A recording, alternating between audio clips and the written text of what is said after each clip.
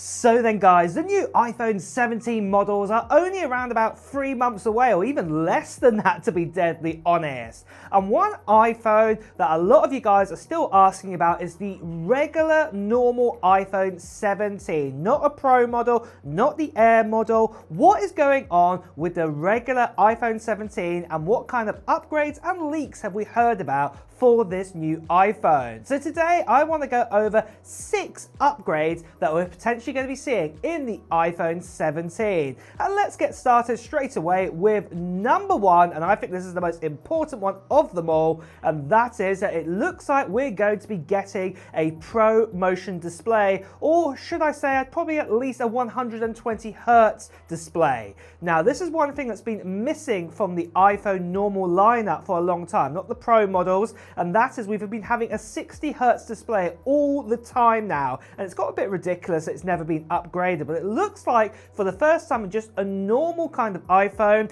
that we're going to be getting a Pro Motion display. Now I do say Pro Motion display because we actually have heard a leak telling us that it might not actually be a Pro Motion display. It might actually be a actual screen that can switch from say 60 Hz to 120 Hz, but it won't be a variable kind of one. Whereas like the Pro Motion can go all the way back down to say like 1 Hz, maybe this can only scale back to 60 Hz or even to 10 Hz. We're not quite sure at this stage. This is something that's been conflicting with another leak to say that we actually get the full whack of a normal Pro Motion. But either way you're looking at it, you will be able to go up to 120 Hz, and that is really, really important because this will feel really great, especially with that liquid glass what we saw with iOS 26. So I'm sure this will be fantastic to actually have. Now, moving on to the second upgrade, what also involves the front of the phone, and that is the dynamic island at the top. The camera inside of it is also being upgraded. Right now, we have a 12 megapixel camera sensor, and this has been the same 12 megapixel sensor that we've had ever since the iPhone 14 Pro models. It's been out quite a while now, and it's going to be upgraded now to a 24 megapixel sensor. So this is really, really cool. So this basically means that obviously your front-facing sort of camera is going to be even more sharper now. You're going to probably get better skin tones. You'll be able to do sort of better zooms on that too. So this is going to be fantastic news if you definitely use your front-facing camera to do all your bits and pieces with that. And then for the third upgrade, we've also been told that charging speeds, especially to do with MagSafe charging, could be getting a great upgrade this year.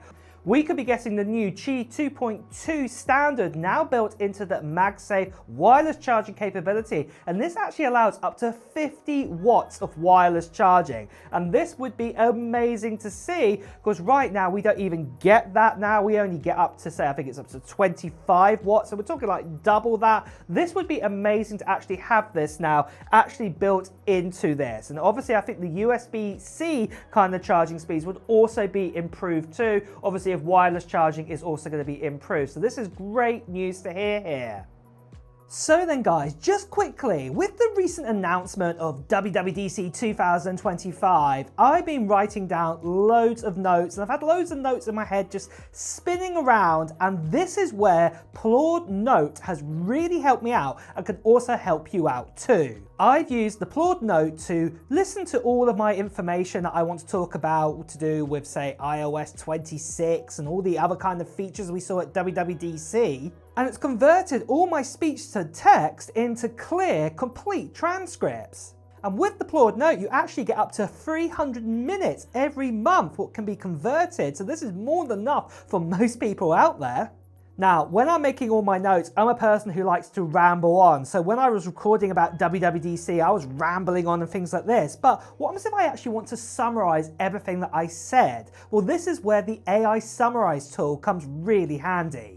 It instantly generates concise summaries, extracting key takeaways, decisions, and I can refer back to what is really important, what I want to talk about in my upcoming videos. To me, I'm finding the Claude Note far better than using, say, the traditional Note app, what's built into, say, an iPhone. It can only record up to 8 different languages, but you've got 112 here, and also all that AI, summarization, everything like that, just works so much better than what Apple Intelligence does right now. And this is because Claude AI is developed on GPT-4 and O3 Mini and Claude 3.7 Sonnet. The The AI summarization can be left on automatic mode, or you can actually choose from 30 different professional AI templates. So depending if you're in a lecture, or for example, if you're in a one-to-one meeting, or even if you're on a phone call. And talk about being on a phone call, there is dual recording modes. So when this slider here on the actual note is slid up, this is for recording mode, and this works well with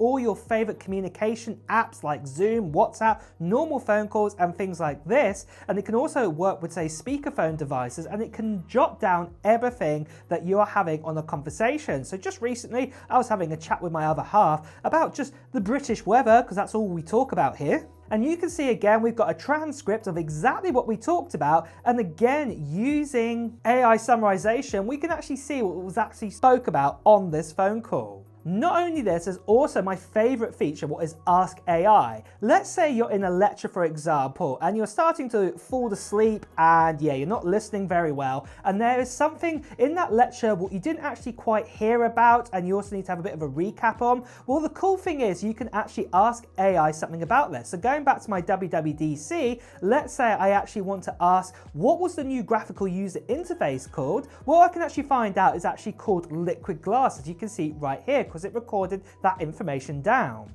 And if you want to check out the Claude Notes, well, check out my details in the description of this video right now, because this is a device what's absolutely amazing, and I couldn't live without it now. So do check it out. And with that, let's return back to the main video.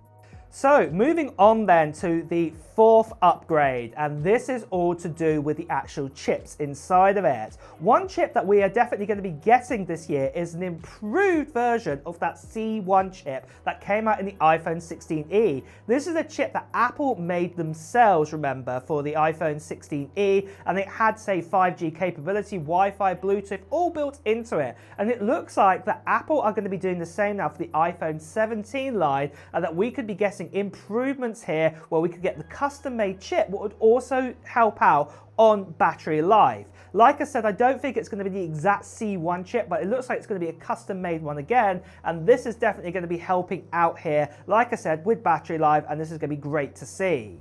But then moving on to the fifth leak we've heard about, and I don't think I would actually consider this an upgrade, it's just a standpoint, I would say. We've been hearing that actually we're going to keep with the A18 inside of the new iPhone 17 regular. So it will not get an A19, and this does sound a little bit disappointing, I'm going to say the least, because it's not the best news we want to hear, but it does look like that is what's going to be happening to the iPhone 17. So we will just get the standard A18, the same A18 that we got in the likes of the iPhone 16 and the 16 Plus, what we have right now. So just be aware that is a possibility. And that also does move me on to the sixth and final leak, and that is because we're going to be getting that A18, it does sound like that we're still only going to have 8 gigabytes of RAM built into this iPhone. So it does not mean that we'll have 12 gigabytes of RAM. We've been hearing other leaks about for the Pro and the Air. It's going to be sticking around with 8 gigabytes for this. But still, that is quite a lot, and still enough to make the iPhone work, definitely at the moment.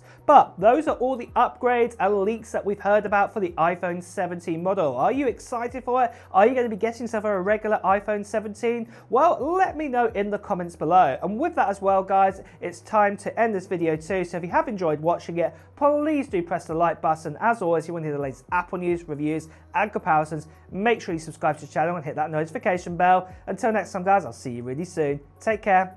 Bye-bye.